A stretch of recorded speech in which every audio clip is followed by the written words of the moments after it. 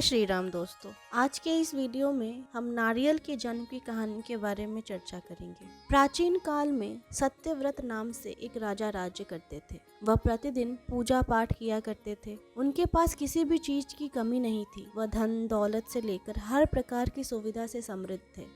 हालांकि इसके बावजूद भी राजा की एक अभिलाषा थी जिसे वह पूर्ण की चाह रखते थे। दरअसल राजा सत्यव्रत को किसी प्रकार से स्वर्गलोक जाने की इच्छा थी। वह अपने जीवन में कम से कम एक बार स्वर्गलोक के सौंदर्य को देखना चाहते थे, लेकिन उन्हें इसका मार्ग नहीं पता। इधर दूसरी तरफ ऋषि विश्वामित्र अपनी तपस्या के लिए घर से बाहर निकले।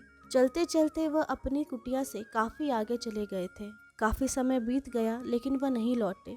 इस कारण उनका परिवार भूख और प्यास से तड़प रहा था। राजा सत्यव्रत को जब यह पता चला तो उन्होंने ऋषि विश्वामित्र के परिवार के पालन पोषण की जिम्मेदारी ले ली।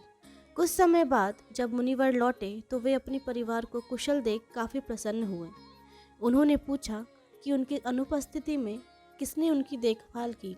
इस पर ऋषि के परिवार वालों ने बताया कि राजा ने उनके पालन पोषण की जिम्मेदारी उठाई थी।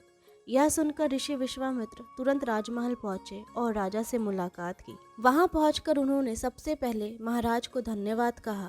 इस पर राजा ने ऋषि से अपनी इच्छा पूर्ण होने का आशीर्वाद मांगा। राजा की बात सुनकर ऋषि विश्वामित्र ने कहा, बोलिए महाराज, आपको क्या वरदान चाहिए। तब महाराज ने कहा, हे मुनि, मुझे एक बार स्वर्गलोक के दर्शन करने हैं। कृपया करके मुझे वहां जाने का वरदान दें। राजा की प्रार्थना सुनकर ऋषि विश्वामित्र ने एक ऐसा रास्ता बनाया जो स्वर्गलोक की ओर जाता था। यह देख राजा सत्यव्रत बहुत खुश हुए।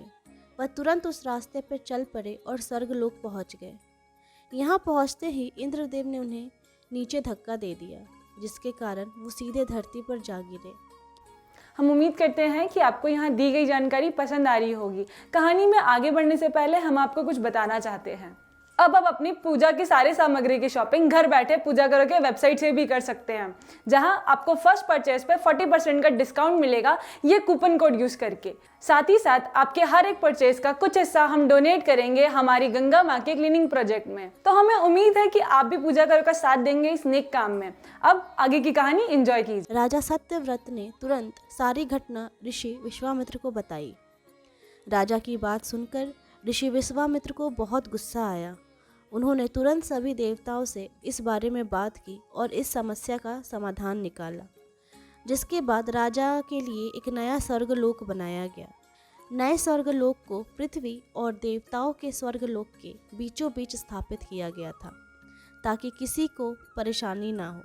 नए स्वर्गलोक से राजा सत्यव्रत तो बहुत खुश हुए, लेकिन विश्वामित्र को एक चिंता लगातार सता रही थी। उन्हें डर था कि नया स्वर्गलोक कहीं जोरदार हवा के कारण गिर न पड़े। अगर ऐसा होगा तो राजा सत्यव्रत दोबारा से धरती पर जा गिरेंगे। काफी सोच विचार के बाद ऋषि विश्वामित्र को एक उपाय सूझा। उन्होंने नए स्वर्गलोक के नीचे एक बहुत लंबा खंभा लगा दिया ताकि उसे सहारा मिल सके। ऐसी मान्यता है कि नए स्वर्गलोक के नीचे लगाया गया खंभा एक विशाल पेड़ के तने के रूप में बदल गया। यही नहीं, कुछ समय पश्चात जब राजा सत्यव्रत की मृत्यु हुई तो उनका सिर एक फल में तब्दील हो गया। तभी से इस खंभे को नारियल का पेड़ कहा जाने लगा, जबकि राजा का सिर नारियल के रूप में जाना गया। यही कारण है कि नारियल का पेड़ इतना लंबा होता है।